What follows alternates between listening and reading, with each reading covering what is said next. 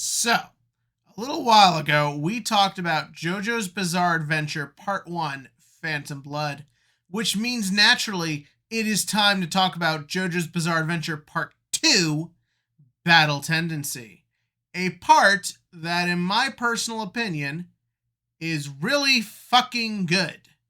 A part that, while many still say you can skip it, many still find themselves going to.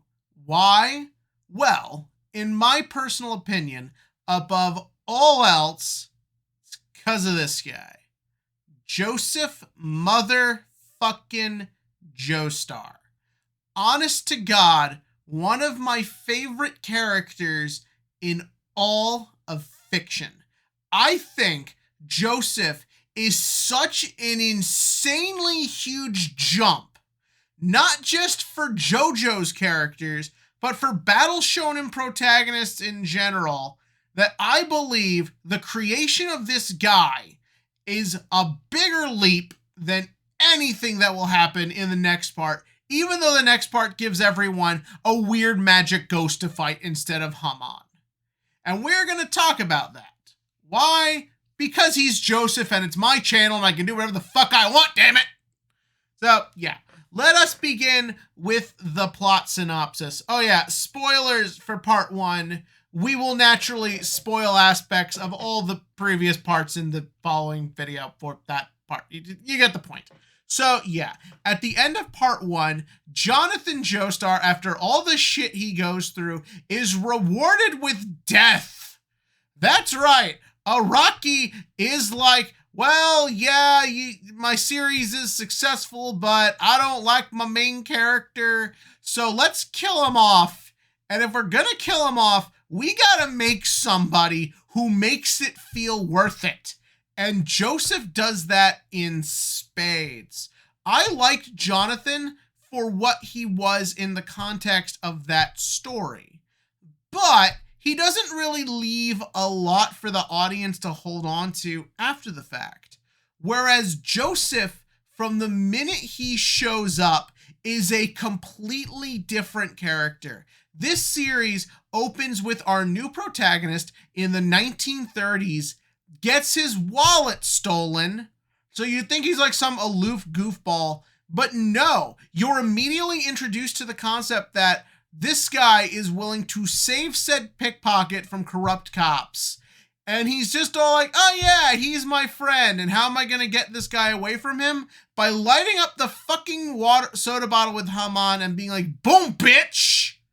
And the reason this is such an important change is just the way it's presented. Not only is Joseph shown off to be way more just fun and charismatic in that little sequence, but the way it is presented to us, the audience, is just through just like the character's intelligence, his cleverness, the way he leads the cops into the position he needs them to, the way he's able to then manipulate the situation and then proceed to take advantage of it. This is the pivotal aspect of Joseph Joestar, in my opinion. It's not that he's funny, which he totally fucking is. It's not that he's cool, which he completely is. It's the fact that he's just very intelligent, but in ways that are understandable and followable. Part 2 effectively is just this guy traveling to all these various locations to deal with like vampires and Nazis, and the way he deals with every situation is through a series of plans and strategies that you can always follow. I talked about how part 1 sets the idea for JoJo battles in action, with the concept of each fight having a weird little gimmick and how each character goes about using it. Part 2 is really where we get the idea that JoJo fights are not really about big punch-ups. They're about solving a puzzle to get where you need to go. And we always get to see how Joseph comes up with his next crazy idea and how it is then applied. Whether it works or not, and when it doesn't work, it's even more fun because you get to see how he then takes it from there and comes up with a new idea on the spot.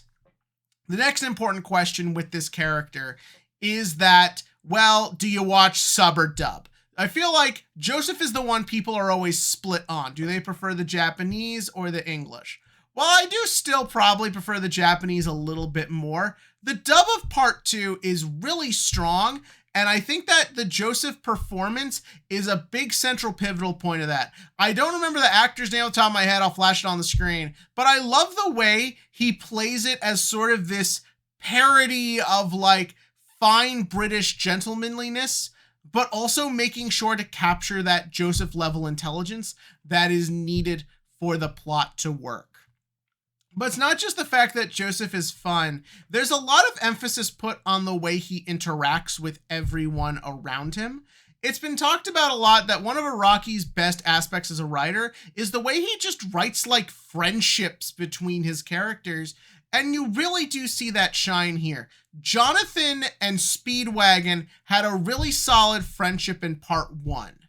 But I do feel that Joseph and Caesar take this concept to the next level. It's a fairly bog standard rivalry to friends level story, but with the way Araki writes personalities and how those personalities clash, to the way he combines their backstories, to how they use their powers, to how they deal with adversaries, it really makes it feel very unique to these two characters. There isn't a dynamic quite like Joseph and Caesar, and it's because Araki is willing to take the time to make each interaction between the two feel unique, feel fun, feel different. And that goes with Joseph interactions with the bad guys as well. A lot of JoJo's fans talks about the Pillar Men as the low point in JoJo bad guys. To which case I would say we have not gone to Diavolo yet. But I will say that I think that's sort of like used to the story's advantage. These are beings far above anything some normal guy can deal with. And yes, Joseph did inherit Jonathan's talent for hum-on, and we see that be used in way more fun, creative ways throughout the season than we did in part 1. But I really feel that by making the villains seem so far above and so far ahead of everyone around them, it makes just Joseph's battle against them all the more fun and all the more interesting to watch. That's not to say the Pillar Men don't have their fun moments. I really like Wham. AC/DC is like weird and fun in his own way. And Cars, despite being the most boring of the three, that final fight between Joseph and Cars is so much fucking fun. Oh yeah, spoiler alert, the final battles between the hero and the main villain. But yeah, just everything about part 2 for me just works out so perfectly. Even down to things like Lisa the mentor being this really interesting, unique, for the time period, idea of a shonen heroine. You have the Nazis in this. I know their depiction has been sort of like a point of contention amongst JoJo's fans, to which case, I will say, the Nazis in this are a bunch of fucking idiots, and they're bad, but Joseph knows how to work them and manipulate them in the way he does, and that makes it fucking awesome. So yeah, we should probably move on to some technical aspects. Animation is, a lot of people say it's exactly the same as part 1. For those of you who don't know, parts 1 and 2 were aired together as like a back-to-back double core for that year's anime season. But I will say that they definitely seem to, the animators cared more about part 2. There's a lot more use of stylish color, and it really fits to the whole overall aesthetic of the part. As for music, I love the score. I love Joseph Joestar's score, but the most important aspect of part 2's music is, of course, Bloody Stream.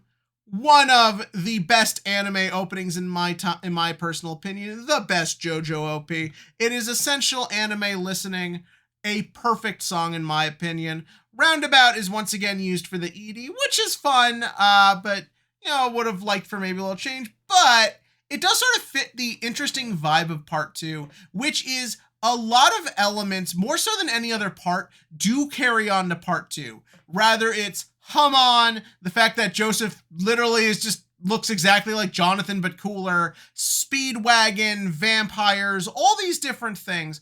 While they continue on, I feel like everything about it is just done so much more better and interesting and unique to the story at hand, And that is because of the great Joseph Joestar.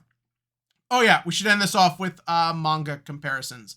I like the part 2 manga adaptation, the manga, a lot. I imagine when this thing came out, the idea of killing off your protagonist and changing the whole nature of your story was probably mind-blowing to a lot of people.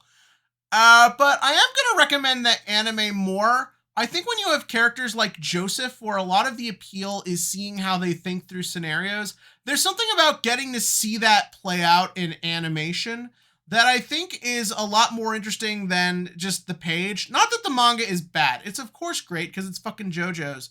But I just think that the anime captured a certain level of energy and creativity that I think just comes with the medium of animation in general.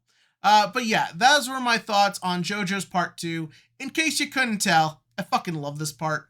This might be my favorite one just because of how great Joseph is. But what do you think of Part 2? In the comment section below, give me your thoughts on this part, Joseph as a character, or anything else you think. And as always, click to like, click to subscribe, and join me next time as we talk about a part I maybe have a few more controversial opinions on.